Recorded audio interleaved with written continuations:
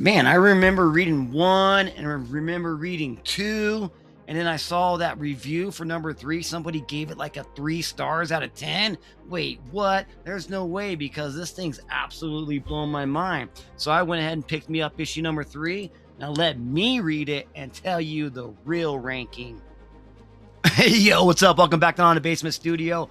I'm your host, Triple B, the host with the most ghosts, baby. And you know what? We're going to go ahead and rock out Harley Quinn X Elvira issue number 3. What's been going on with this? Well, a quick recap here is that old Harley Quinn hired Elvira to be her special guest at her Halloween party, because last year's Halloween party, she got sick.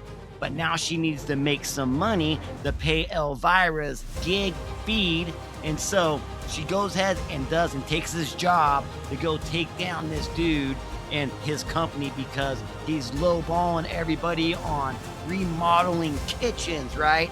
And so what happens next is, at the end of issue number 2, Harley Quinn and her gang bust into Guy's freaking main headquarters, while Elvira's downstairs selling ice cream to all of the goons.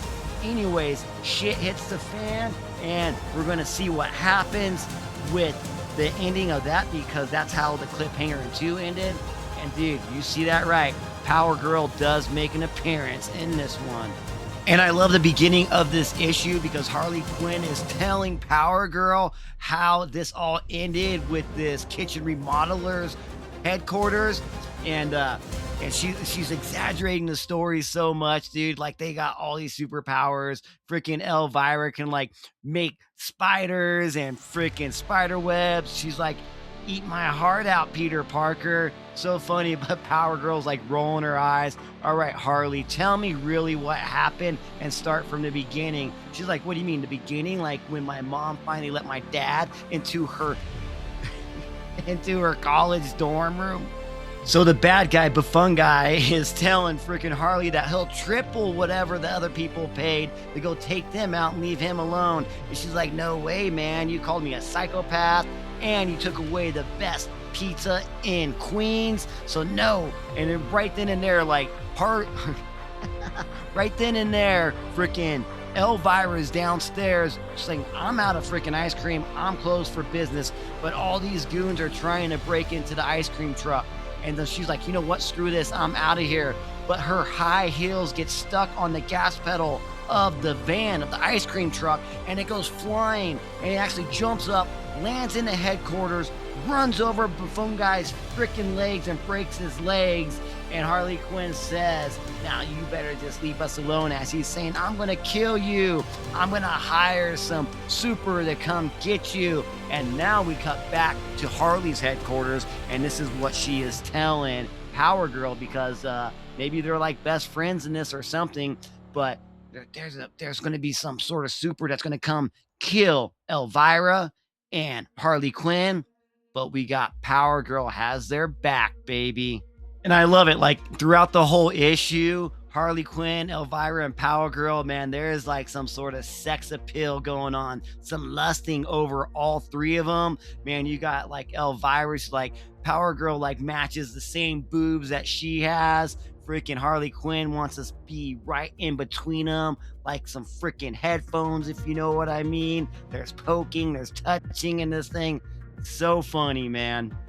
Okay, man, back to the story as Elvira changes, because she was all sticky. She says not in a good way, like from a late night party. Okay.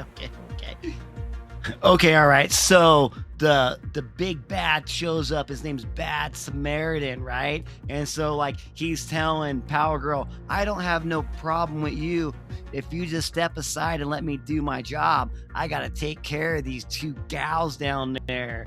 And then Power Girl's, well, what's your powers? And he's like, oh, thank you for asking. And he's like, obviously I can fly, because he's flying. And he's like, I got like superhuman strength. I can see, for miles and miles. She's like, oh, really? She's like, can you breathe in space?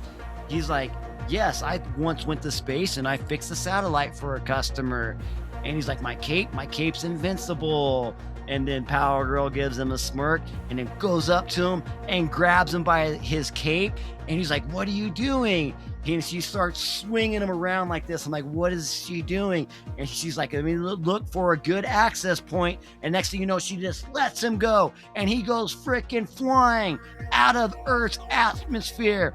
Next thing you know, he's flying past Mars. He's like, oh my God. Next thing you know, he's flying past Saturn. He's like, I'm never going to make it back to Earth. And next thing you know, he flies past Pluto, and he just keeps flying. And now we cut back to Earth, and Power Girl's like, maybe I should go get him now. And Harley Quinn's like, no, just wait a second. And Elvira's like, why would you go get him? Harley says because she lives by the good comic book code character. But Power Girl is going to be looking after Harley Quinn and Elvira and says, you guys need to leave town for a little bit until I can take care of what's going on so you will be safe. And Elvira is like, I got the perfect place we can go. It's in Transylvania, and he's the Count. You know, he sleeps most of the day, but he makes up for it at night, and we can definitely go there. And so pretty much what happens is Power Girl flies Elvira and Harley Quinn to Transylvania, drops them off on the doorsteps of Transylvania in Dracula's castle. And she's like, okay. And I don't know, she takes off. She's like, you guys stay here until, I come back and get you, to when all the heat is off of you.